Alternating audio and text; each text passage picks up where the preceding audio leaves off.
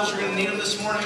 We are looking in the Gospel of John, John chapter 5. And I did introduce it, Brian introduced it, but we are starting a new series today, Running on Empty. And I think it is pretty common for all of us to experience that this time of year, maybe even another time of year. It is easy to run so much that we end up feeling like we are empty, that we have nothing else to give. And I've talked with many of you, I've talked with a lot of others outside the church, and even honestly, I was sitting in my office last Sunday evening with Pastor Brian, and we were both sitting back there, and we just went, I'm tired. And he said, I'm tired too. Anybody else relate to that? Can anybody else experience, or yeah, it is easy to just sit down for a moment and say, you know what? This feels really good.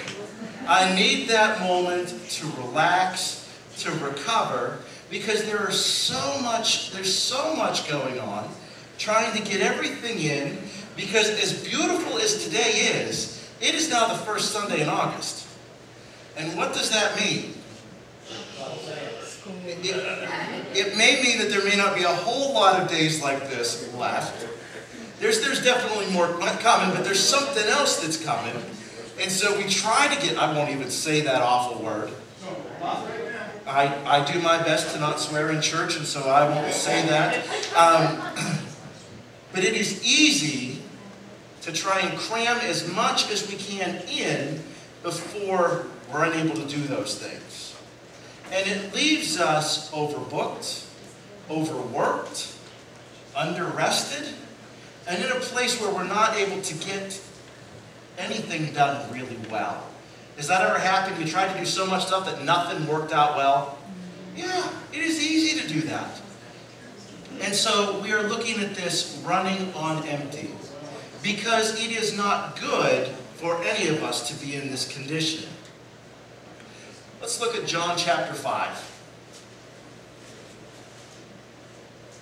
Sometime later, Jesus went up to Jerusalem for a feast of the Jews. Now there is in Jerusalem near the sheep gate a pool, which in Aramaic is called Bethesda, and which is surrounded by 5 covered colonnades.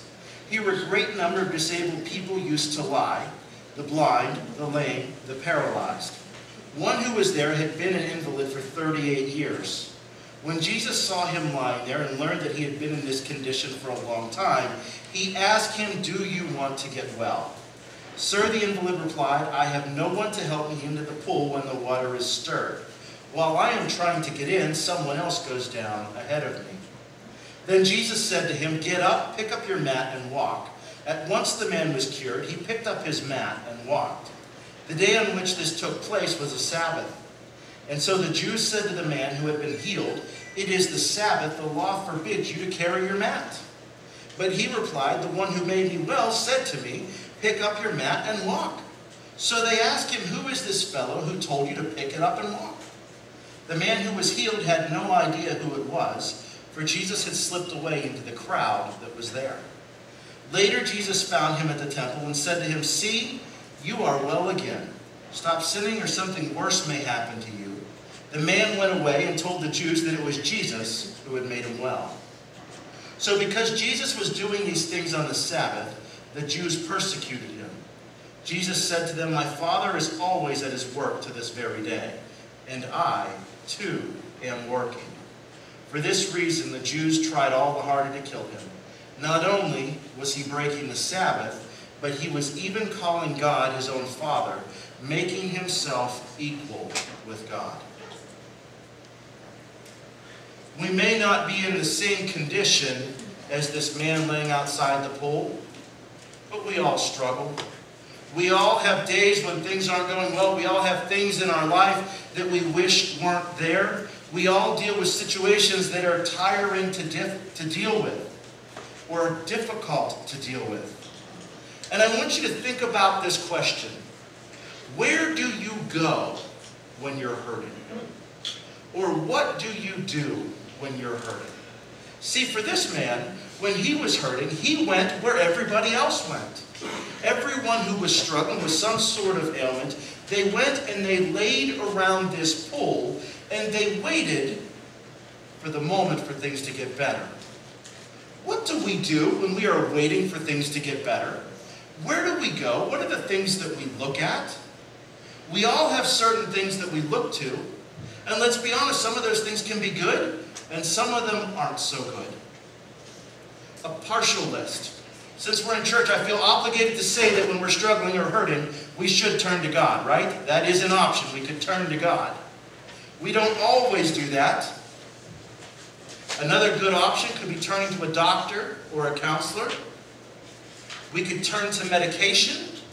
We could turn to TV or movies or video games, waiting for the thing to pass, kind of zoning out, computer, or even our cell phones.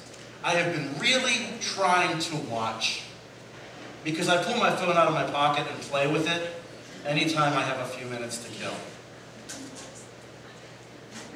And you have to stop and ask, why are you doing that? Well, I don't know. At this point, it's habit. Some other things. We turn to fun activities. Have you ever looked for something fun to do because you were bored? Yeah, or you were wanting something to get to? Absolutely. We turn to food, one of my favorites. I have stood in front of the fridge and not known what I wanted. And every now and then, I remind myself, and I've been telling the kids, the refrigerator is not a TV. You don't have to stand there and look at it, right? We might turn to drugs or alcohol. We might turn to our friends. We might turn to our friends to find someone who can help us. And occasionally, we might turn to our friends to find someone who is more miserable than us. And if you don't think that happens, check social media. It's all over there, right? We throw it out there to see who might be more miserable than we are. Well, here we have this man.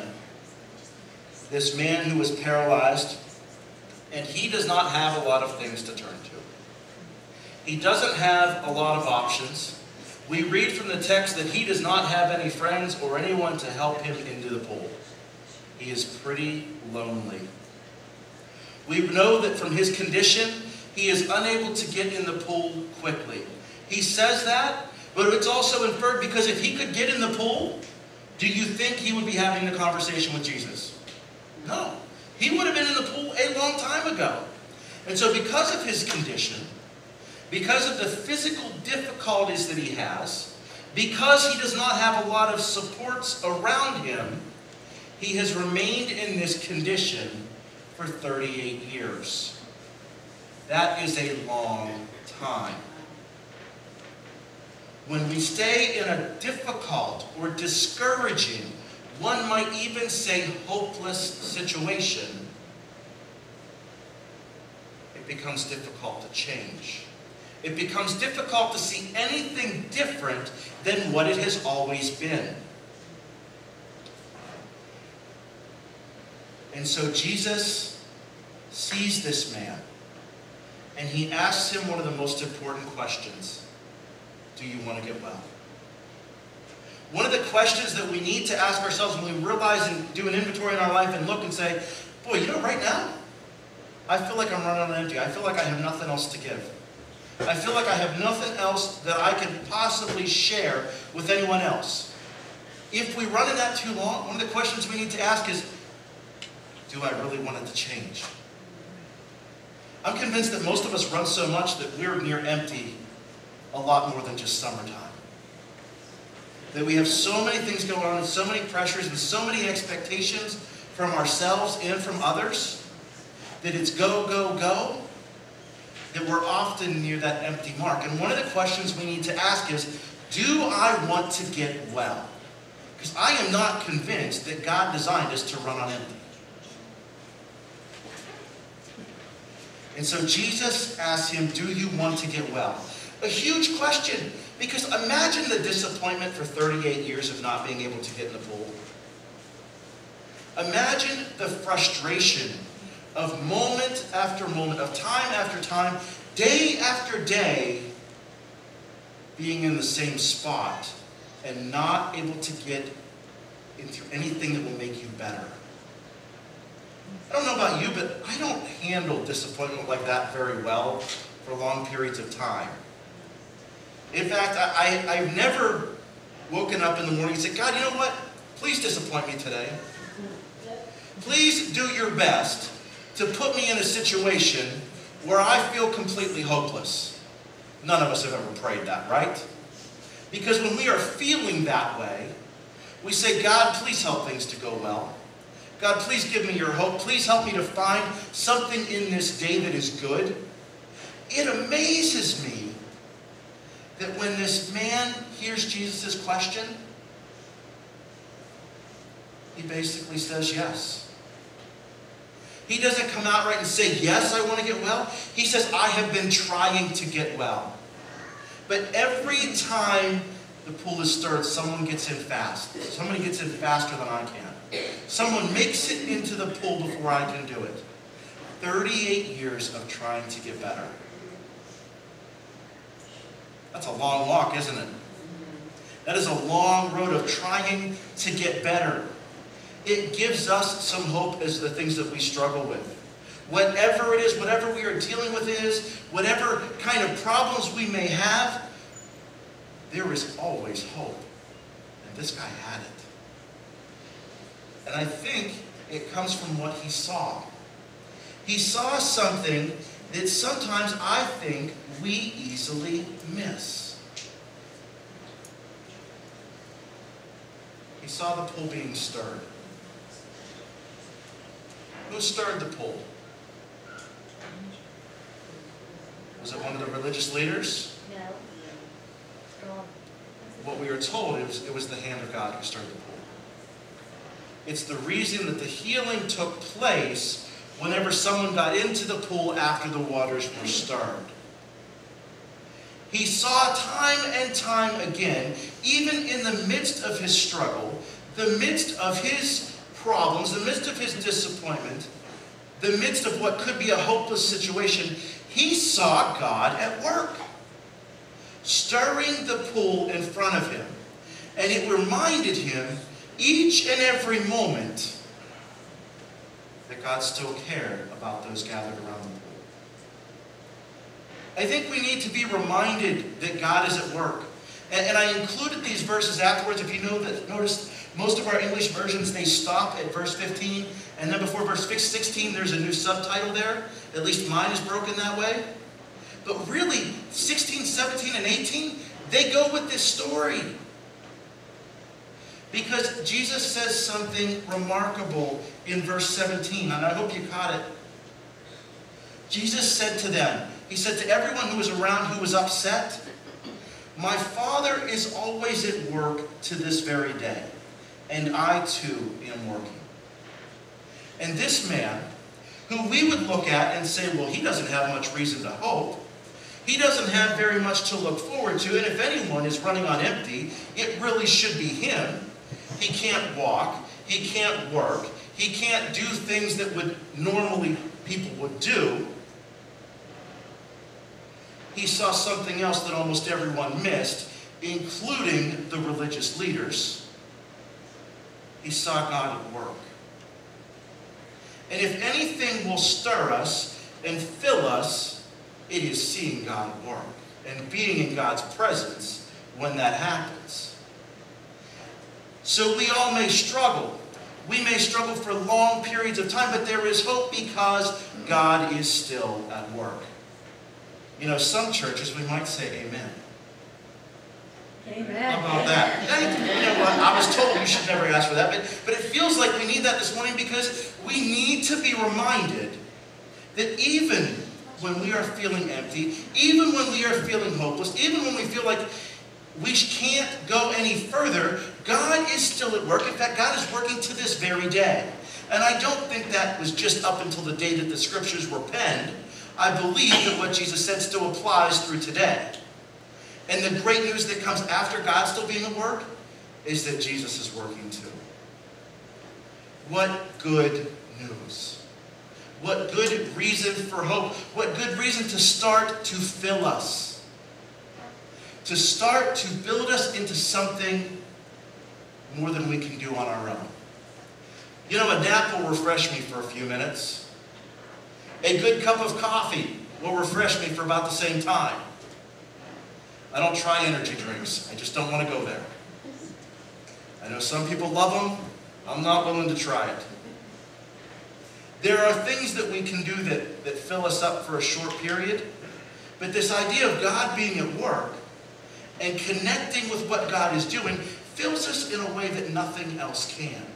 In fact, I have been tired after resting all night, spent time with God, and felt remarkably better.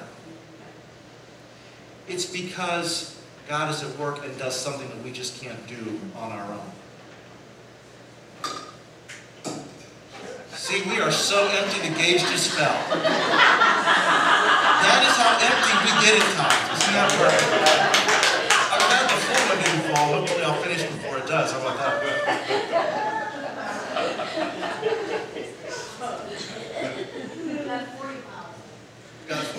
I don't know. I don't know about that. We might not have anything left. Real healing is found in God's presence. There is no other way. It's what this man experienced when he was in the presence of Jesus.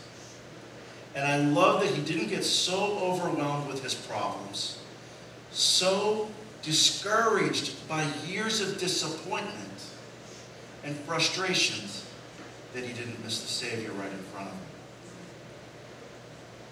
And so I want to do something with you today that I try to do every single week, and that is to give you something to help fill you up. We're going to do it in a different way. I actually have a reflective reading that I have used many, many times. It is one that I love, and it is one that I want to share with you this morning. And I'm actually going to read it directly out of our book. This is Beyond the Ordinary.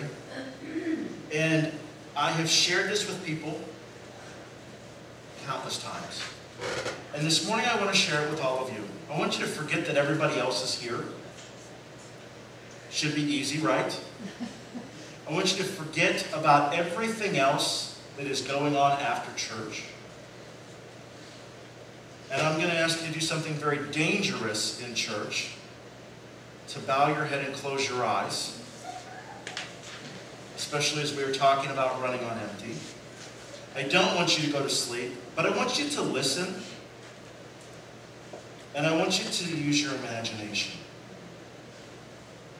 I want you to experience this as I read it, because my hope is it will lead you into God's presence, which fills us more than anything else ever can. And so I hope that you are comfortable. It is pretty quiet in here. And I'm going to encourage you to take a few deep breaths.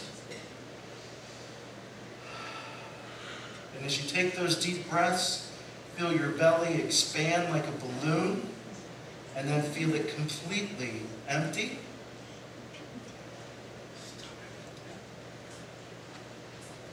Just a couple more full, slow, deep breaths.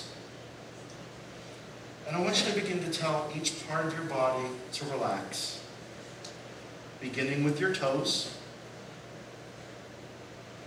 working up through your calves, into your legs, into your chest, and your arms, and all the way to your nose.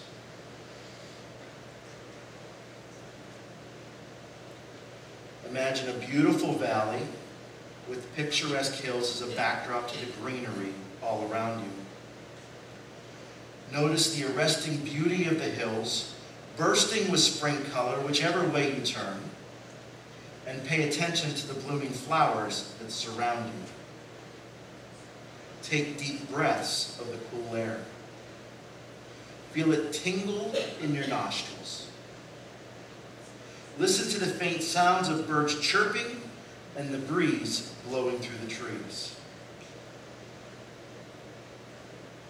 As you look around, you discover that you are on an old farm that was abandoned decades ago. The barn has fallen down, and the once majestic manor house shows signs of gross neglect.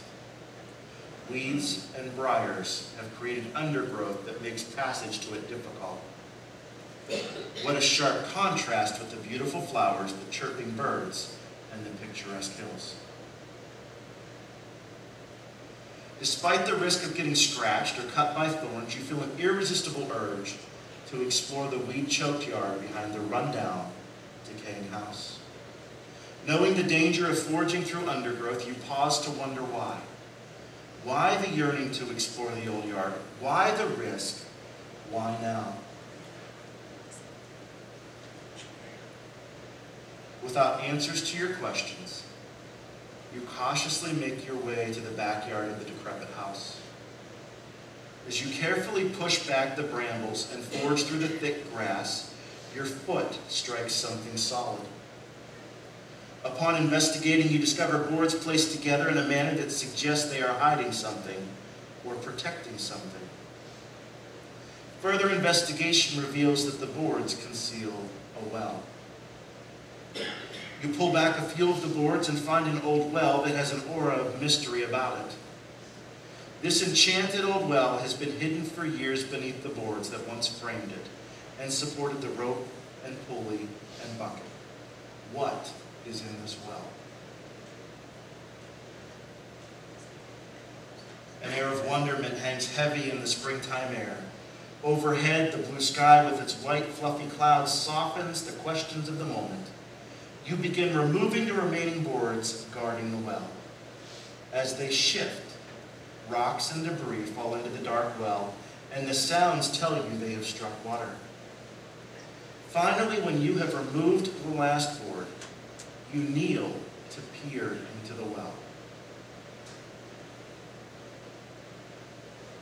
At first, you see only an inky blackness. But as your eyes become accustomed to the tiny bit of light in the well, you notice that the surface of the water appears disturbed by the falling debris. As you continue observing, the surface becomes smooth and mirror-like, reflects the blue sky and white clouds above your head. You feel that there is something intriguing about the well. How did you find it? What does it mean? Why does it hold such an attraction to you?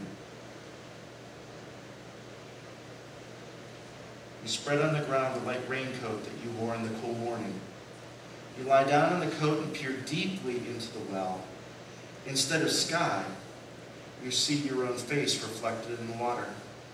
And as you continue to stare at the water, you glimpse scenes from your broken relationships. You also see in that face the lines of fatigue etched there by rushing from one task to another. The face you see is frazzled, frightened, and weary. Suddenly on the surface of the water there appears a large heart with a huge black hole in it. What does the hole mean? Why does it appear so dark? Inexplicably, you find yourself drawn into the well. On the side of the well, you spot an old metal ladder descending into the depths of the well. You discover it still has the strength to hold your weight. Down, down, down you climb until you reach the water. At first you hesitate, but then you ease gently into the pool of fresh water, all the way in. How remarkably safe you feel. All anxiety flees. The water is clear and still, no longer disturbed either by the debris or by your entry into the well. You cup your hands and taste the cool water. You are immersed in the water, and the water is in you, filling, refreshing, cleansing, healing, satisfying water. As you stand in the well, you sense that you are one with the water, one with the sky, and one with the blooming flowers, and one with the breeze. Just as you are considering leaving, the sun moves directly overhead, illuminating the well and radiating its warmth into you. The sun, the well, the water. What do they mean?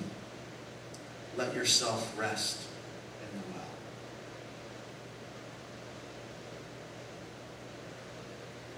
Metaphor of metaphors, symbol of symbols.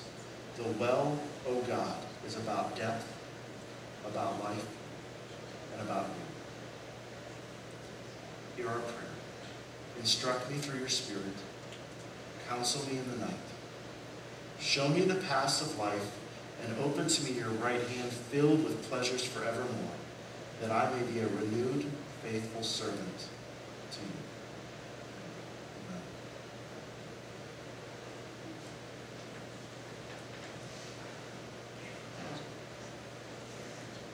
I could have sent you home to do this, but I think sometimes the best thing we can do is not to learn what to do, but to actually do it. I would encourage you this week to revisit the well. Because the well, when it is filled with God, brings life and refreshment and fills us in a way that nothing else can. My hope and prayer is that this week you will be running full of God. Let's close together. Dear God, we thank you for this time together this morning. We thank you for the gift of solitude, the gift of drawing away and being with you, the gift of finding healing when the water is stirred by you. God, we just pray that you would stir the water in our hearts, that you would draw us to you, that you would beckon us into your presence, and that, God, that you would lead us there step by step, that you would help us to know the path that leads to you, so that we can find your refreshment. God, forgive us from our tendency to run. Forgive us from our tendency to fill our lives with things that take up our time and occupy your space. God, forgive us for trying to do it all on our own. God, help us to be with you in your presence through every moment of our day, whether we are alone or surrounded by a multitude. It's in Jesus' name we pray.